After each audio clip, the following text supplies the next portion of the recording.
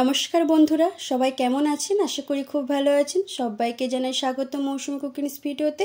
তো চলো আবার তোমাদের সামনে চলে এসেছি চাউমিনের রেসিপি নিয়ে। খুব সহজে চটপট হয়ে যায় যদি বাড়িতে কোনো সবজি না থাকে। এভাবে ডিম দিয়ে আলু দিয়ে একটা ঝটপট চাউমিন রেসিপি তাহলে তোমাদের সাথে শেয়ার করা যাক। তো চলো রেসিপিটা শুরু করা যাক। দেখো, প্রথমে আমি কড়াইয়ে জল নিয়ে নিয়েছি এবং পরিমাণ মতো লবণ দিয়ে জলটা ফুটিয়ে নিয়েছি। এবং জল যখন ফুটে আসবে তখন চাউমিনগুলো দিয়ে দিতে হবে। আমার কিন্তু অলরেডি চ্যানেলে দুটো চাউমিনের রেসিপি আছে, সেগুলো তোমরা দেখতে পারো।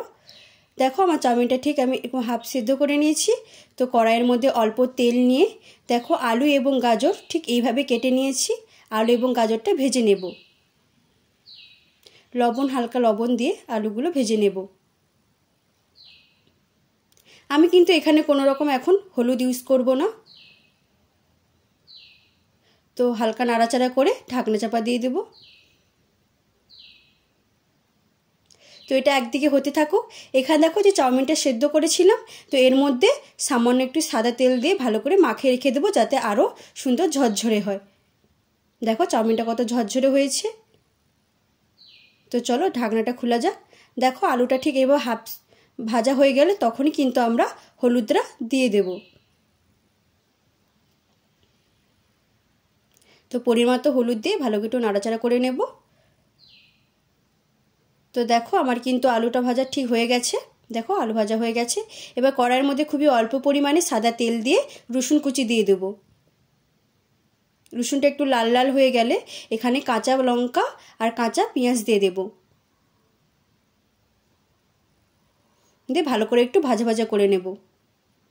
এখানে আমি দুটো ডিম ফাটিয়ে দিয়ে দিয়েছি। দিয়ে সামান্য লবণ দিয়ে ডিমটা ফাটিয়ে নিয়েছি। এবার এটা ভালো করে ভুজিয়া করে নেব। দেখো ডিমটা আমার ঠিক ভাজা হয়ে গেছে। এই সময় আমি আলু আর গাজরটা যে ভেজেছিলাম ওটা দিয়ে দেব। দিয়ে সব কিছু ভালো করে ভাজা করে নেব। তো এটা 1 মিনিটের মতো ভাজা হয়ে গেলে এখানে আমরা চাউমিনটা দিয়ে দেবো। দেখো চাউমিনটা কতটা ঝরঝরে হয়েছে। তোমরা প্লিজ এইভাবে আবার ট্রাই করতে পারো। এখানে আমি দিয়ে দিচ্ছি গোলমরিচের গুঁড়ো। আর এখানে আমি কিন্তু কোনো রকম আর মশলা দেব না, কোনো রকম চাউমিন মশলা কোনো কিছু আর দেবো না। এবার পরিমাণ মতো তোমরা লবণটা দিতে পারো। যে ভালো করে একটু নাড়াচাড়া করে নেব। তোমরা লবণটা একটু চেক করে নিতে পারো। যেহেতু আমি চাউমিনে এবং আলুতে লবণ দিয়েছি তাই জন্য একবার তোমরা চেক করে লবণটা দিতে পারো। দেখো আমার কিন্তু চাউমিন একদম ঝটপট রেডি হয়ে গেছে। তো 10 থেকে 5 মিনিটের মধ্যে কিন্তু চাউমিনটা একদম হয়ে যায়। তো বাড়িতে প্লিজ একবার ট্রাই করো। আর যদি ভালো লাগে প্লিজ সাবস্ক্রাইব করে দিও, একটা লাইক করে দিও যাতে পরবর্তী একটা ভিডিও নিয়ে তোমাদের সামনে আবার আসবো। আজকের মতো এতটা। সবাই ভালো থেকো, সুস্থ থেকো। বাই।